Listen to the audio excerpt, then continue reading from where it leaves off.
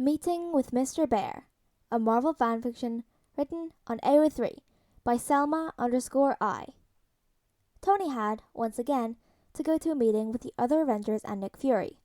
Other than being hella boring, they also took forever to finish. Rogers not helping by asking a ton of questions and needing everything to be repeated twice.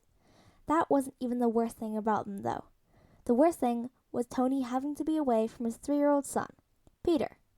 Of course, Tony went to a lot of meetings, generally SI related, but he always came late and made sure to cut them short.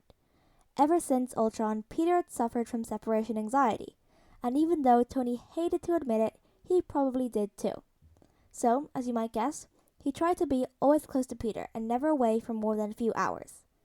At times, he would have to be away from Peter for a longer period of time, and did everything he could so the kid wouldn't miss him. That contained making sure he would be gone during nap time, so he would take up some of the time, and leave him with someone he knew well, in this case Happy, and make sure that his dearest teddy bear, Mr. Bear, was with him. When that was all taken care of, he kissed Peter, who was luckily occupied by playing with his Legos, on the head goodbye.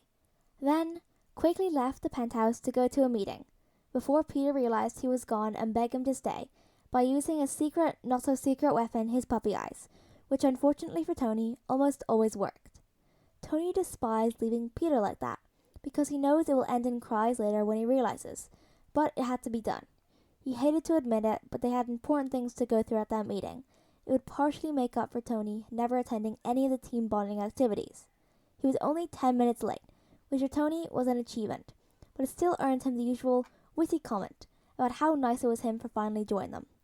Then he sat down at the nearest seat and fought back the urge to pop his legs up on the table, deciding to give it another hour before doing so.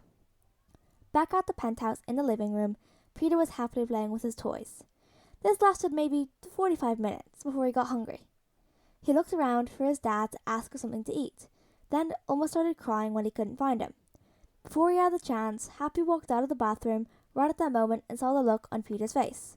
"Oh no, you're not going to cry on my watch. What's wrong, kiddo?" Happy asked him. "I'm hungry, and I want my dad," Peter answered, with sad eyes. "Well, let's go find you something to eat. Maybe even ice cream for dessert?" The thought of ice cream helped cheer Peter up a bit, so they went to find the kitchen. After he had eaten, and Happy had put on his favorite movie about cars, Peter forgot about missing his dad. It was a different case for Tony. The first hour went great. He didn't miss Peter, and no one had started arguing yet. But then he started checking his phone every so often to see if Happy had texted him about Peter. 2 hours in, his legs started bouncing up and down. Not so long after, his hands started playing with one another. The movie had just ended, and Happy was fast asleep on the couch. Peter was once again aware that his dad wasn't present. This time, Peter did not start crying when he couldn't find him anywhere. "Jarvis, where's Dad?" he asked, holding Mr. Bear close.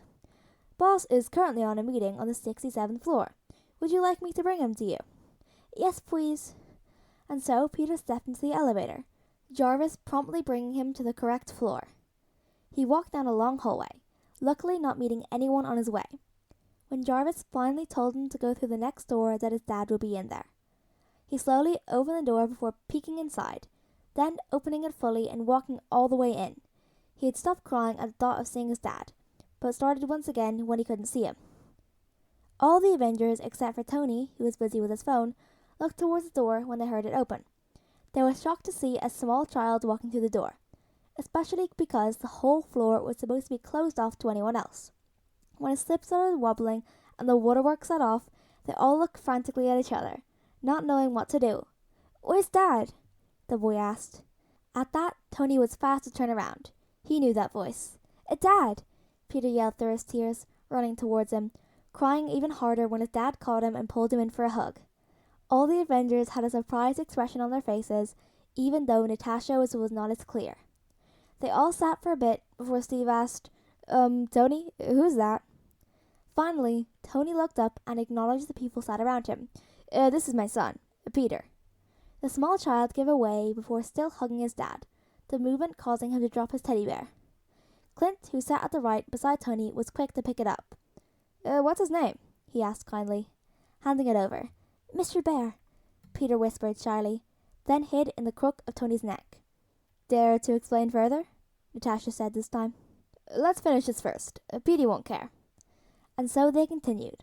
Clint tried getting Peter's attention a few times, successfully making him giggle. An hour in, the little boy fell asleep next to his dad. He hadn't had his afternoon nap yet. After they all finished, they went to the penthouse living room to get an explanation. Tony didn't want the world knowing he had a child, and so was waiting for the right moment to tell them. "A bird brain!" Peter yelled at one point, waving at Clint, who had gotten more comfortable with the group. Clint got red in the face, and the rest of them started laughing. Brackets, Sam the loudest, which he would later regret. "That's my boy. I taught you well, buddy." At that moment, Peter joined in the laughter too, and soon enough, Clint wouldn't be so mad at the little munchkin.